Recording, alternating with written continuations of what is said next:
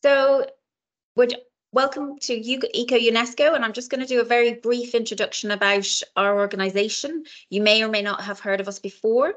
We are an environmental youth organisation, primarily working with 10 to 18-year-olds, and we provide a lot of awards and programmes in this area, one of which is our, most well-known, which is the Young Environmentalist Awards. It's an all-Ireland programme. Registrations are open now. So it'd be great if you have any ideas for an action project that you want to get a team together for. All you need to do is just go onto yea.ie. Every bit of information is there. And if you need any help, just let us know. We'd be very happy to receive any registrations and projects. That would be wonderful. And yeah, one of the themes is eco art and design, which leads us nicely on to our amazing speaker today. Thank you so much, Sharon, for coming from Jiminy Eco Toys. So over to you. Great, thanks a million. Hello, everyone. I'm delighted to be here. Thanks so much for your time. And I'm excited to have the opportunity to talk about the thing that I think about all day, every day, and probably all night as well, which is sustainable toys. And I'll talk about why they're important and what they do and don't look like, including busting some common myths about toy sustainability. So I define myself as an environmental activist. My activism is activism through business. Running the world's first eco toy store, Jiminy Eco Toys. And this all started 5.5 years ago now. My daughter was about to turn 4, and I wanted to get her a nice gift, but I wanted it to be something I could feel good about, which for me was something plastic free and made locally in Europe. And I went to a very nice one of the popular toy stores in Ireland, really nice toy store. And I actually came out empty-handed because there was nothing in that store that I could feel good about. It was all plastic, wrapped in plastic, shipped 22,000 kilometers from China. I'm so sorry, the phone is going in the background. I'm sure it'll stop in a sec. So I just couldn't buy it. I couldn't buy it anymore. And I kind of figured, if we want people to do the right thing, we have to make that easy for them. We need to make the sustainable toy available. It has to be on the shelf in the toy shop. Otherwise, how do we expect them to buy it? You know, at the time, I remember I was part of Zero Waste Ireland Facebook group, and there'd be all these conversations about where can you get a sustainable toothbrush? You know, which shops in Dublin will sell you a bamboo toothbrush? And you had to be part of this small group and be asking questions of other people to find a sustainable toothbrush. How do we expect that to go mainstream, you know, when it's so difficult? So I had the same realization about toys. So I quit my job. I had been working for 13 years at McKinsey & Company as a management consultant, making PowerPoint slides and, you know, flying around doing all this sort of important meeting stuff. I was very well paid, and I had a very good career in front of me.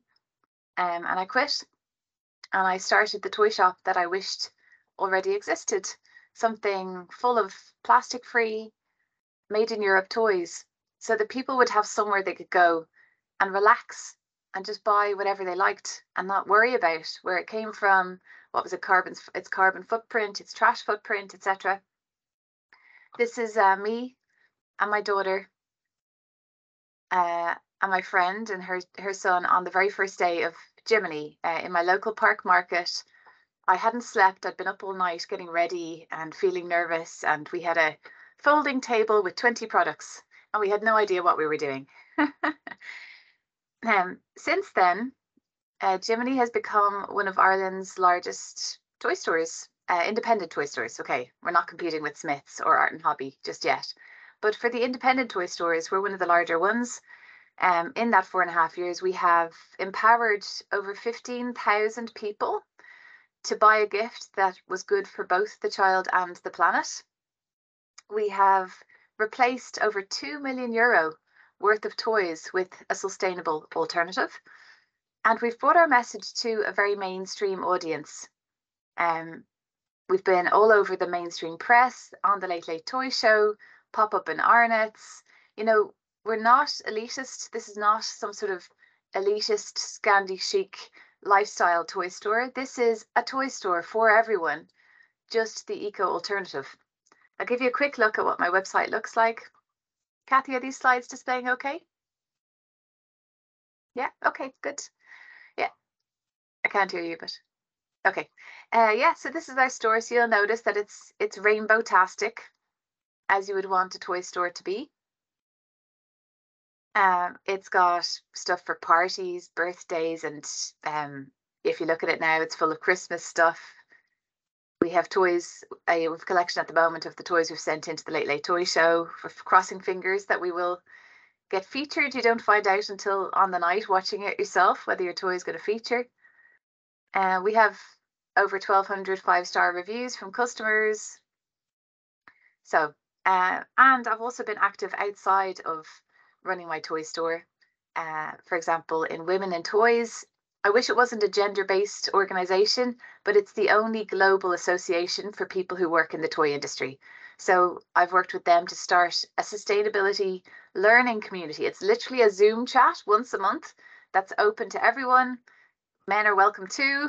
And we just have an open conversation, like as if we were meeting in a coffee shop, so that people can come with their conversation with whatever their challenge is about sustainability in their business. And we get people coming from Mattel and Hasbro and big toy companies. Sometimes they're coming with a specific question. Sometimes they're just coming to say, I work in the legal department, but I wish our toys were more sustainable. What can I do to help? And that's all great. I also sit in the sustainability committee of the Toy Association, which is the American Toy Association. I lecture on sustainability at Otis College of Art and Design in Los Angeles. I do it by Zoom, but that's the world's first toy design degree. And this year I co-organized BioToy. There's a whole conference for toy makers and plastic producers about how to make toys from bioplastics or recycled plastics, sustainable plastics, basically. So let's talk about the case for change in toys. So what's wrong with the way things are now? Why does it need to be different? So the first one is one I'm sure you're all very familiar with, which is that it's climate, but the start of a toy's life is just highly polluting. So in your classrooms or in your groups, if you could shout out, how many toys do you think we would need to plant? Oh, sorry, how many trees? We don't plant toys.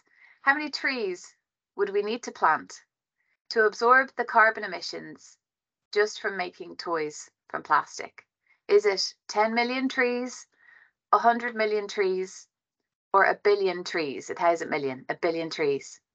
Just shout out in your classrooms or in your groups. You can come off mute and tell me what the class is saying as well, teachers, if you want.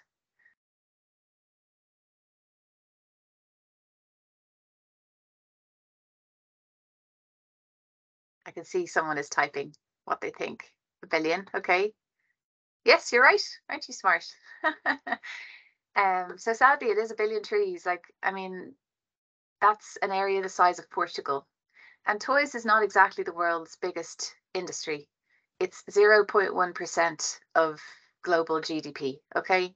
So if we have to plant an area the size of Portugal to offset the toy industry, then what about when we get around to offsetting the even more polluting industries like construction or agriculture or energy? And I guess the argument for this is that an industry that exists to make children happy should be protecting their planet and their future, not the opposite. But sadly, toys is the world's most plastic intensive industry, with 1 billion tree carbon footprint, basically. So that's the start of a toy's life. The middle of a toy's life. Hi there. I can hear someone's off mute. Do you want to tell us something? No. Okay. Grant, yeah, then at the middle of the toy's life, the issue is that toys are very hit and miss. Can you spot the Christmas tree in that picture? I hope your Christmas tree doesn't look like this. But the point is that the average child in Ireland, average, okay, and I know that there are extremes on both ends, and there are children who receive very little, there are children who receive you know, huge amounts of stuff. But the average child in Ireland receives how many euro worth of toys per year, do you think?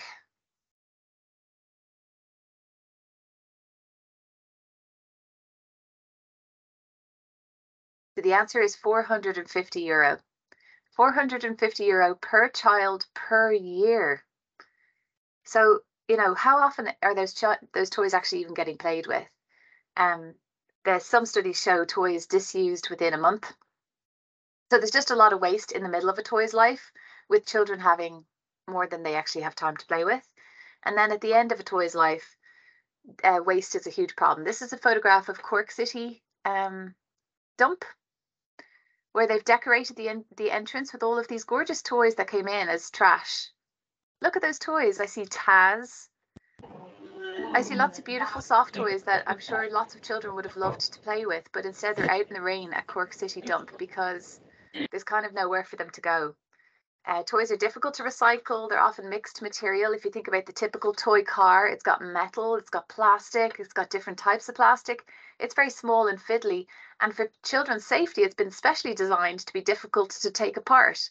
So, and it's only costs €5 to start with. So who's going to spend the time to dismantle that into the wheels are polyurethane, the body is polyethylene, the chassis is metal, and who's going to take the time to separate those materials so that they can each be recycled?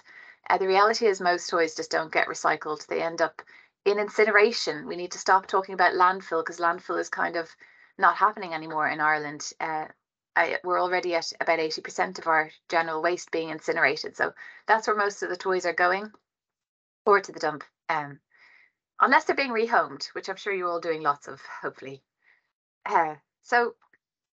Thinking about, I interviewed some of our customers this time last year, and I think, Kathy, instead of playing a video, I'm just going to quote Aoife. So this is Aoife. She lives in Bray.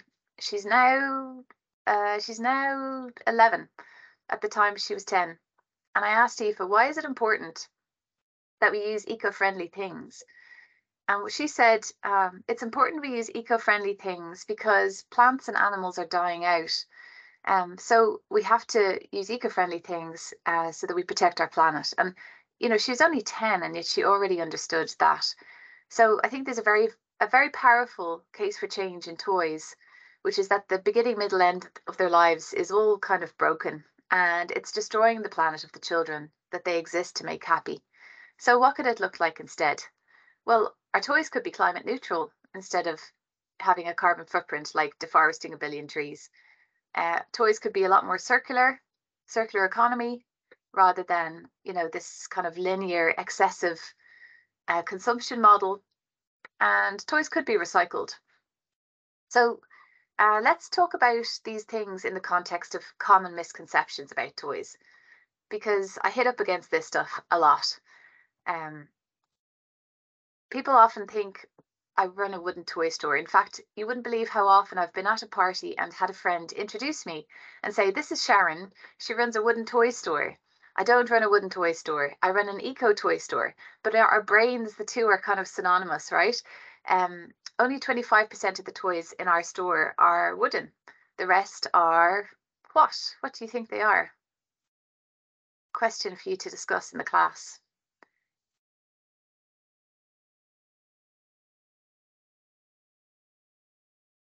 So yeah, 75% of our toys are not wooden. They are bioplastic, which is plastic made from plants, or recycled plastic, so plastic made from waste, which is a very low carbon footprint compared to virgin plastic, or cardboard. Cardboard is a fantastic material. If you think about board games and little play sets, or paper or organic cotton. The next misconception, oh yeah, here we go, actually, sorry, I forgot I told you, I gave you the whole answer. So yeah, that's what our toy store is comprised of, which would often surprise a lot of people. And why do we choose these materials? So I'm just going to show you the carbon footprint of some of these materials.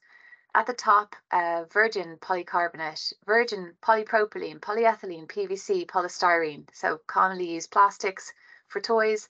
And under the line, we have recycled polypropylene, polyethylene, PVC, polystyrene.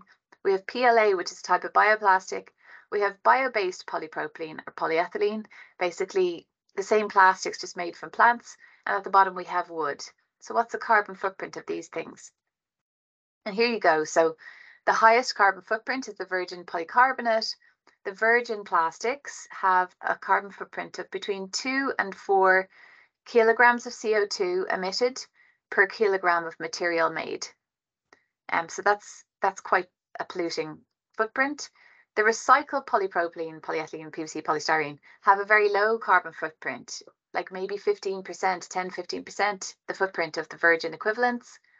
PLA is a bioplastic. This is the controversial one. This is the one that causes problems in water bottle recycling. This is the one that can be sometimes made from food. And so then you have all those arguments about how can we make plastic from something when we have people going hungry in the planet. So PLA is a controversial bioplastic, and it also doesn't always have that low carbon footprint, which is why I put it on there. But bio-based polypropylene, polyethylene, which is what all my bioplastic toys are made from, has a negative carbon footprint because it's made from plants. So I'm sure you all know, as plants are growing, they're emitting oxygen and sucking down CO2. So they actually hold the CO2 in their fibers. And when we make a toy out of that, the CO2 remains there. So it means that the toy is a carbon sink. The carbon is in the toy, not in the atmosphere. And the same goes for wood. Wood is a carbon sink because the tree has absorbed so much carbon as it grew. And when we make something from the wood, the carbon stays there. It's not decomposing. I want to show you what these multi-material toys actually look like. So these are our wooden toys. And please notice that they are colourful and not all beige, as some people would expect from an eco toy store. These are our paper toys, lots of craft kits, colouring flip books. These are our bioplastic toys, and I have a few of these here to show you. Like that's a Lego Duplo compatible set of. I only have one brick here, but you know, it's perfectly functional. It's just as you would expect from a Lego Duplo set, but it's not Duplo. It's a brand called BioBuddy, which makes the same thing from plants instead of petroleum. We have bio glitter. You can make all sorts of things from bioplastic. We also have Toy Safe recycled plastic. And these are some of our toy suppliers. They're usually brands you wouldn't have heard of. They're usually like 2 or 3 person companies around Europe. Some of them are bigger, like Clementoni is a big brand, and you know, many of us will have had a Clementoni puzzle at home growing up, but most of the others are pretty small. Okay, so that's what our toys are made from. And actually, by the way, these are some of the innovations by big toy companies on using sustainable materials. I don't stock any of these because I've tried and failed. It's really hard when you're in Ireland to access some of these toys. We had so Lego trying to make bricks from recycled plastic bottles. Was anyone tuned into the news in the last few weeks about that? So yeah, they tried Lego was made from a plastic called ABS. And in general, the best thing you can do is if you have a toy made from a certain plastic, is just to take the bio-based version of that plastic or the recycled version of that plastic, because that plastic has certain properties that make your toy work. But 15 years ago, when Lego started this process, there was no bio-based ABS and there was no recycled ABS.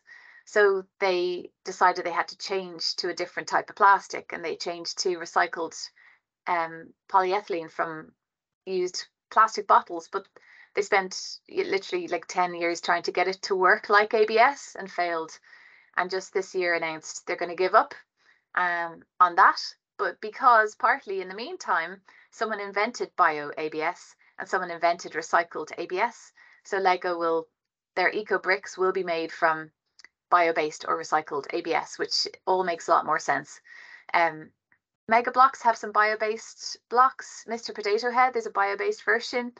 Matchbox did release a recycled plastic Tesla Roadster car. Barbie, there's a Barbie Loves the Ocean range, which is made from recycled ocean plastic. There is a 100% recycled plastic Rubik's Cube. And that Fisher-Price Rocket Stack, just to Barbie's left or right, depending on an iconic toy that many of us will have had as babies, is also now bio-based. So the big toy makers are doing experiments as well. And I would stock these if I could, but I just can't get them. We're too far away from where they start out in America, usually through lots of distributors, and the UK distributors are not stocking them, which is where we have to buy from because they think they're not going to sell. So anyway, and I just have a little list of toys that I haven't been able to find an eco alternative to. Inflatables, I haven't found an eco alternative. The kind of the hard plastic dolls, they're made from PVC. I haven't found anyone making them from more sustainable. The little Schleich style animals, something like Fimo. I wish there was a car. These are all the things I haven't found. I haven't found eco-friendly kites. Markers. Why can't the shaft of the marker be made from cardboard? I don't understand, but I haven't found anyone doing it yet. Why can't the tube of Pritt Stick be a cardboard tube with some sort of a clever lining so it doesn't stick? I made this image. This product doesn't exist. I'd love to find bubble mix as a bar, kind of like a shampoo bar. Haven't found it yet. Wet products are difficult. We've settled for, we have a finger paint that we sell, and we've settled on a recycled plastic pot for that. But we've been all around the houses with how to package it sustainably. And then Nerf bullets. I do wish that they were biodegradable because they do end up in nature. There's probably a whole heap of them in every park and in a lot of gardens, just lurking there, sitting there, not decomposing because they're virgin plastic. So that's my kind of wish list. All right, so that's all about materials for sustainable toys. Let's go on to the next myth, which is that it's important that a toy be recyclable. So I actually don't, when I'm finding toys for my toy store, I actually don't optimize for it being recyclable. Here's why. It's much more important to me that it's carbon neutral, because the climate crisis is an emergency.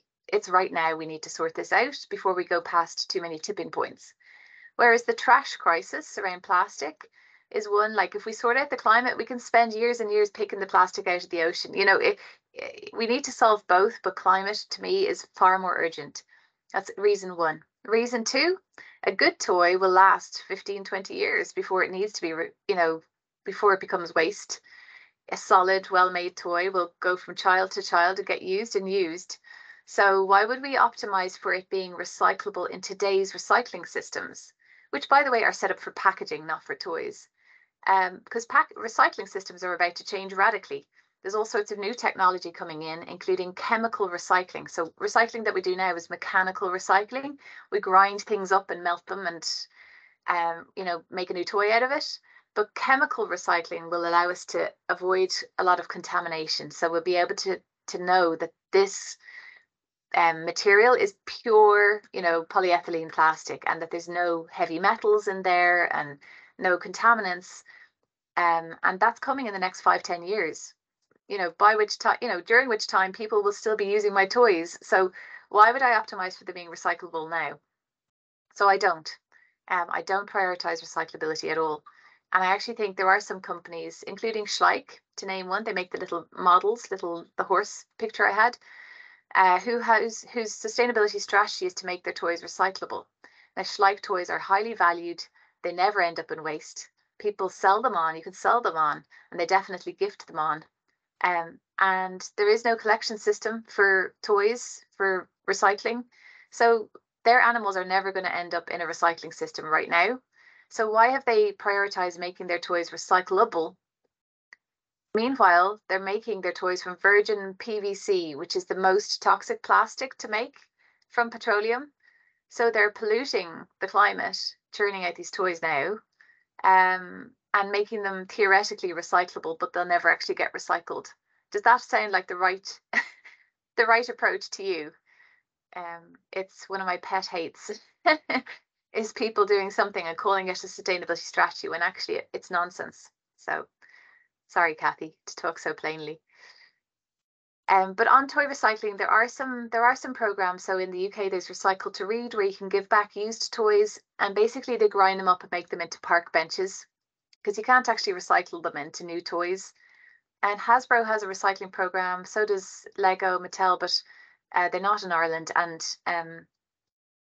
they're not really working. They're getting back all sorts of broken old toys from the 70s that are full of like BPA and plastics that wouldn't be allowed now.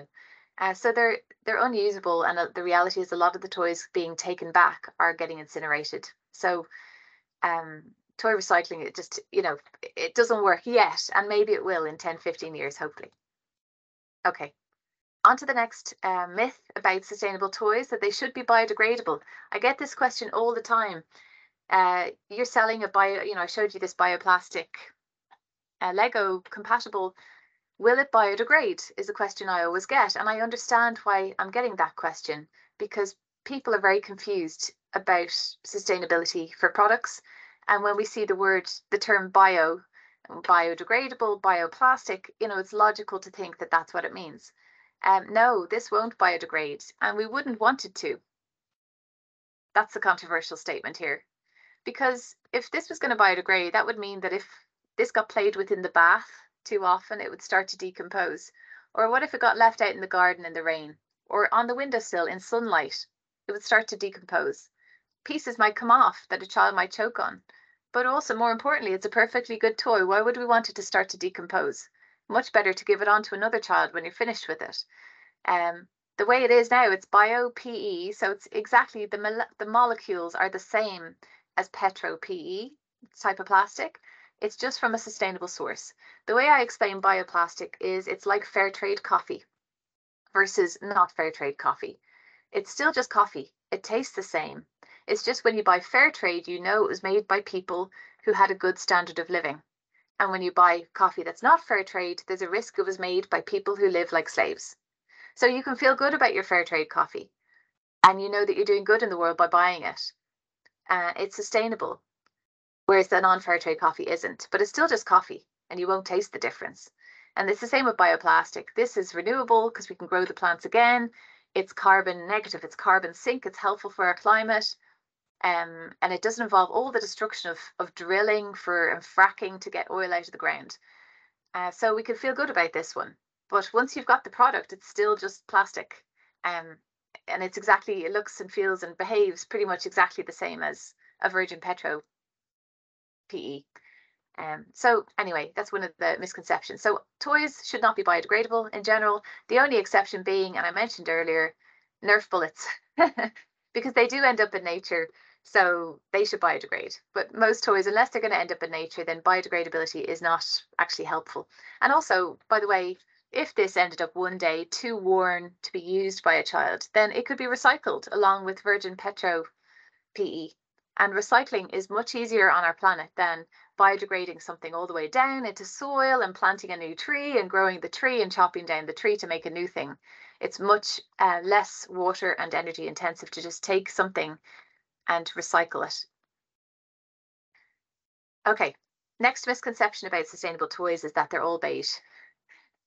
And unfortunately, okay, you're about to get a rant, all right? Brace yourselves. Unfortunately, sometimes they're true. So my store does not stock beige toys. Children don't want beige. Children want rainbow-tastic. So my store stocks rainbow-tastic sustainable toys.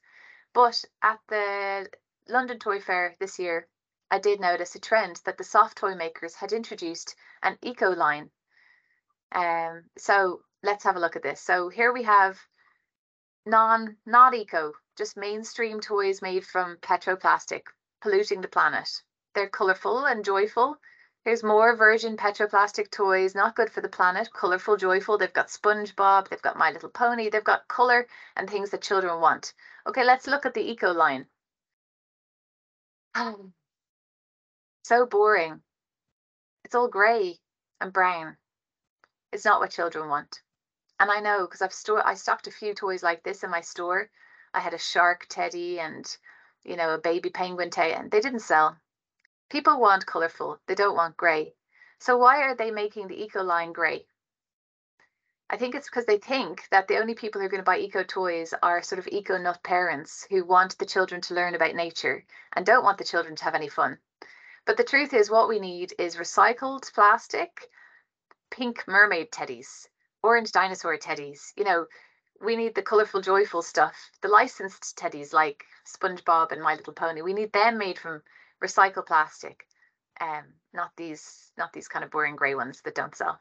And the risk is then when they produce that as their eco line, then next year they're like, oh, we discontinued the eco line because it didn't sell.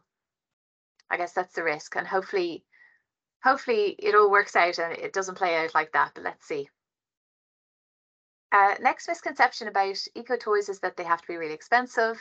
I'll just say that when people actually go onto my toy store, I get lots of comments about how affordable it is, and I benchmark our toys against Smith's toys every Christmas, and honestly, I'm always shocked by how expensive the virgin petroplastic made in China toys are at Smith's compared to the sustainable material made in Europe toys on my toy store. So some of our products are a bit more expensive if they involve a lot of like local labor. I'll show you an example. We have this upcycled backpack. It's made from broken bouncy castles.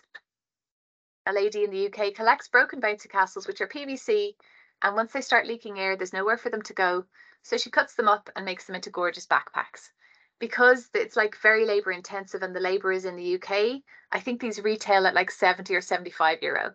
Now, in fairness, if you go to Smiggle and get a virgin petroplastic made in China backpack, you're going to drop 50 euro. So 70, 75 actually isn't that much more expensive in a way, but that is, you know, that's more than a lot of people would pay for a backpack. So something like that, yeah, more expensive. But something like this, like the bio-based Lego compatibles, are actually a bit cheaper than Lego. So most of our store is just kind of normal prices. Kathy, what time do you want to stop for questions? Just so I go at the right speed. Yeah, thank you. It's well, 9:37 on my clock. So yeah, we'd like to give at least 5 minutes for the children and teachers to yeah, so that's fine. Do you want to just take a couple more minutes and then we can great. That's perfect. Thank you. Yeah, so another misconception is that it's all about transport. So let me ask you guys a question. Are you ready to answer? I want you to discuss and maybe type in the chat or shout at me. What percentage of it, so let's take a made in China virgin petroplastic toy, okay? The completely unsustainable toy. That toy's carbon footprint. What percentage of the footprint is the fact it's made from virgin petroplastic? And what percentage is the fact that it's shipped 22,000 kilometers from China to us?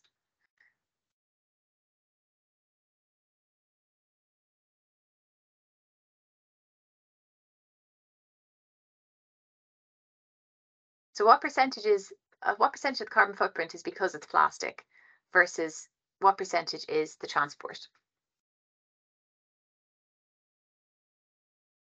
So the right answer is 90% of the footprint is the plastic, which would shock a lot of people. And only 10% of the carbon footprint of that toy is the fact it traveled all the way from China. So the big win here is, you know, we solve both those problems. We source, you know, virgin petroplastic free toys made in Europe because we want to tackle 100% of that carbon footprint. But the big win is the material. Another misconception is it's about packaging. Think about the weight of shrink wrap on a toy compared to the weight of the toy itself. Which of them has a far bigger weight? So the bigger weight is the bigger impact, right? The shrink wrap on a toy might weigh 5 grams. The toy itself might weigh 500 grams. That means the toy has 100 times more impact on the world than the shrink wrap. So we do avoid plastic packaging in our toy store, but I often find the toy industry discusses this and doesn't discuss the toy itself. But the toy itself is the vast majority of the opportunity. So I'm going to just talk about this one about Barbie. How many Barbies have been made since she was invented in the 1950s?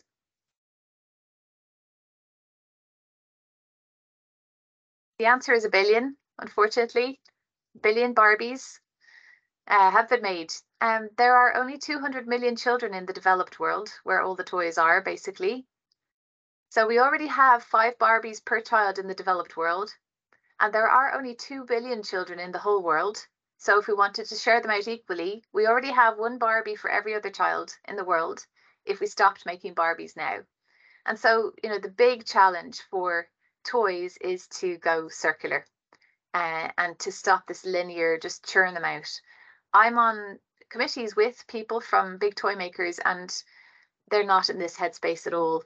They're very much in, like, even if they do take backs, they're like, we'll take back the toys, we'll give them to charities, and then we'll keep churning out new toys for the people who can afford to buy them.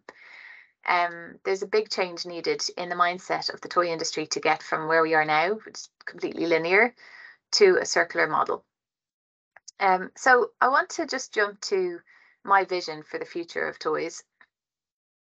So I'd like you all to close your eyes, if you feel safe to do so. Close your eyes and I'm going to ask you to visualize something. So it's 10 years from now, and it's a Saturday morning, and you need a gift for a child in your life. You go to a big mainstream toy store, and as you walk through the sliding doors, you notice signs for the toy repair service and the toys for rent and the spare parts section.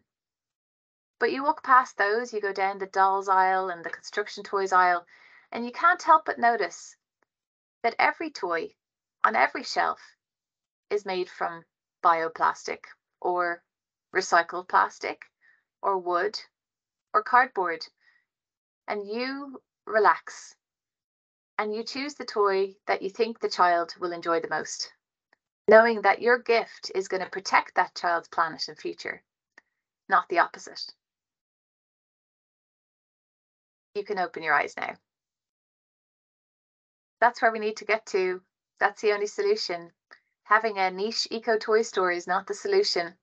We need every toy in Smith's, every toy in Art and Hobby, every toy in Argos, every toy in wherever else is selling toys, Tesco, to just be sustainable so that we all can just not think about it and just buy whatever toy we want to buy and know that that toy is actually good for the planet. And that's where it's going to come to with EU regulations coming in and with consumers like us demanding it from toy retailers. And I predict it's going to look like that in the next decade. So fingers crossed. In the meantime, I'll continue agitating and proving that it's possible to have a toy store that's all eco-friendly with Jiminy, and talking, I'm speaking on the main stage at the world's biggest toy fair in February. I keep organizing and agitating to make it so. So I'll stop at that and let's have a chat.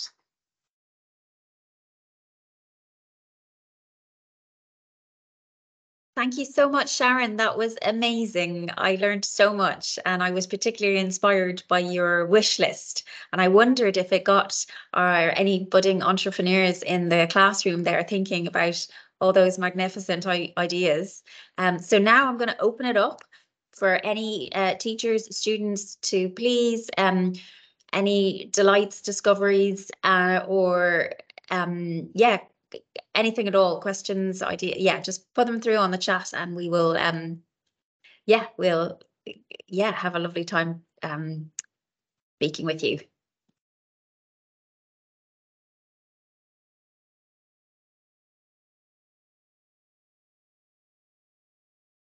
Can people also come off mute and just ask a question, Kathy?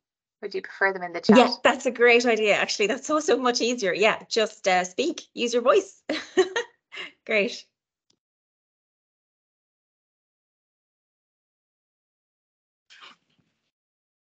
Hi, Rachel, go ahead. Yeah. Hi, thank you. That was absolutely amazing. Very, very inspiring. As a person starting out in a new industry, because you've never done this before in the toy industry at all, have you? No. I had no industry knowledge of toys until like 5 years ago when I started this. Okay. What age are some of the schools watching this? I think they're mostly secondary schools. Okay. Is that right? Okay. So what made you brave enough to just go, I'm just so annoyed with this situation, I'm going to do something about it? Yeah, great question. So what made me brave enough to actually take action? Well, it's kind of who I am, Rachel, and this is my second business. So I started my first business age 22, pretty much straight out of college. It was a completely different business then. And the reason I felt brave enough to do that, age 22, was I felt like, well, what have I got to lose? Like, if I lose money, I've got the whole rest of my life to earn it back, So it felt very low risk. I had no mortgage, no kids, I owned a bicycle. There was nothing that they could come and take from me. So I just sort of threw caution to the wind and started a business at a time when all my friends were kind of, oh, I need to get my first job and get something sensible on my CV. And I just thought, no, I'm just going to follow my passion. And you know what, Rachel, it was the single best decision I ever made. I completely, all through school, I was like the shy. My family moved around. We moved house a lot. So I was always the new girl. I was like an A student, kind of quiet and shy. So I I didn't realize that I could be a leader. And then I threw caution to the wind, age 22, and started something. And I learned so much about myself. And I learned that I'm a very good leader. Um, and but in my own way, not in the way that other people do it or did it. And I just, it felt like just kind of spreading my wings and discovering who I was. And that business was like quite successful. It didn't make me a lot of money. It did a good job. And after 3 years, I moved on. I kind of gave it on to someone else and went and got a job. So you could say it wasn't, I didn't make a lot of money out of the first business, but oh my God, I gained so much from it because it just changed how I thought about myself and my role in the world. So then it was 20 years later, I started this business. I was 39, I think, starting this one. So this time it didn't feel like scary. It felt like going back to something I already knew. And I just knew that, you can learn. The best way to learn is by experimenting. So just do the experiment. I remember a friend of mine did a course at Columbia University on entrepreneurship. And I remember him telling me his big, aha moment from the course was, instead of writing a big old business plan and doing loads of market research, like do the small experiment that's going to tell you if this is going to work or not. And for me, that small experiment was getting out there with a folding table in my local park market on a Saturday in November 2018 and just see if anyone wanted to buy it and listen to what people said and listen to their questions. And so I kind of really adapted that experiment and learning mindset about the whole thing. And I didn't feel like it was a risk. Like I knew if I needed to get another job, I could get another job. But maybe life is too short to think about it in terms of jobs, and just from time to time, if you can, to take a risk like that. Now, this financial though, you have to. So the first time round, age 22, I was living with my parents, and my cost of living was low, and I had nothing to lose. Second time round, age 39, I had a daughter, and so obviously I had costs. But I had been working in a white collar job, and I had been living quite minimalist lifestyle, so I had savings. Second time round, I knew I had enough in the bank that I could live for 6 to 12 months. And so that gave me the confidence to try it. Thank you. That's absolutely amazing. It's a very American mindset, actually. Try fast, fail fast. There's a lovely phrase that I use all the time. I'm a life coach, and it's there's no failure, only feedback. So if you don't get it right the first time, in the UK, we often call that a failure, but actually it's just feedback that you just need to tweak something and have another go. And that's actually what makes an entrepreneur successful. If you look at any of the entrepreneurs, that's what they do. And it's really interesting hearing that from you firsthand. So thank you. Totally. Yeah, that's always, I love listening to entrepreneurs talk about their failures. Because, there's the one lady, and she talks about like getting a million pounds worth of tea delivered, and they opened the container and it was trash. It was moldy, rotten, like £1 million worth of tea, and she laughs about it now. I'm sure it was stressful at the time, but you can recover from anything, I suspect. But anyway. Absolutely. Thank you. I'm not sure if others are still on, or if classes are usually 45 minutes, but if anyone else has a question or comment, go ahead, you can come off mute.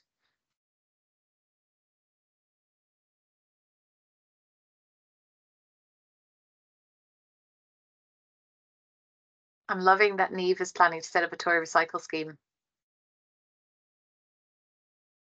I've thought a lot about how to do that. It's not easy. So. I had a quick question, actually. Go on, Kathy. Toy libraries, do they exist, or what do you think is their potential? Oh God, huge potential. So, yeah, I've thought a lot about this. I actually tried to set up, so in the UK, Rachel might know about it, there was a toy library called Whirly. It was a courier-based service. So you paid a subscription, they would courier out a box of toys to you, and when you were done, you would, you know, they take those back and send out different ones. And it was kind of like the poster child for toy libraries, and then it went bankrupt last year. I had actually looked into replicating that in Ireland, and I couldn't make it work here because couriers are much more expensive here, you know, smaller market, higher costs. And I was very glad when I saw them go bankrupt that I hadn't that I hadn't done it. My sense of circular economy, including borrowing, is it has to be hyper local.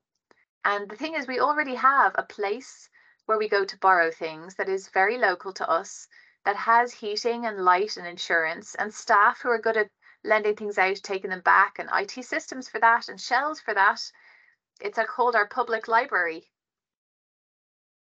So imagine we had a toy collection at every public library.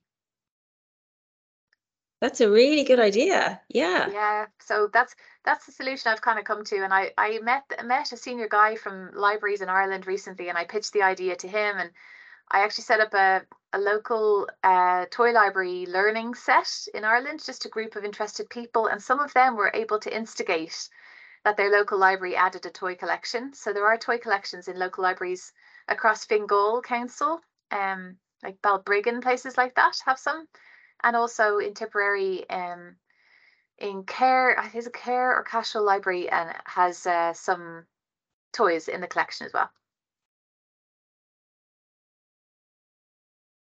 Amazing. Thank you so much. No worries. I can see Donna Marie is typing.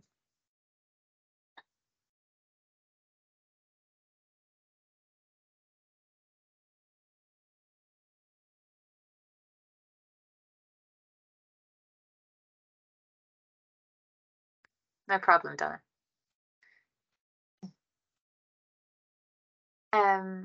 Yeah, the other thing about toys and sustainability is just refurbished pre-loved toys. So there is a social enterprise in France called Rejouet, and they actually take back used toys, they clean them and check them. Oh yeah, no worries, Donna, thanks a million. They clean and check the toys, and then they sell them like in a nice bright toy store, and you know it's not like buyer beware, you know that they've checked them, so you feel safe buying the used toys. And I've actually tried to bring that to Ireland as well, and let's see, I might succeed yet. I got some EPA funding that's going to turn into some school workshops next year, actually, to try and help schools to do what Niamh was talking about, which is to do toy swaps and toy repair cafes. Probably like primary schools, not secondary, I expect, but so watch the space for that next year.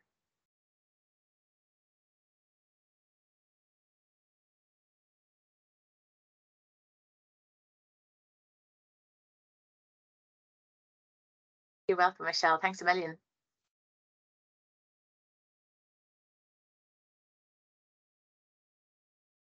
Great, Kathy. Okay, it feels like great. We should finish up. I feel like everyone's got to go to another class. Yeah. And we have just one very last session for our Eco Weeks left. Sharon, I just wonder, is it possible to just scroll down one more slide, or is it? Oh yeah, sure. Yeah, sorry. No worries. Oh yeah. So today is the last day, and between 2 and 3, if people haven't already left, sorry, should have got this in slightly earlier. We have food sustainability and reducing food waste. That will wrap up our whole week.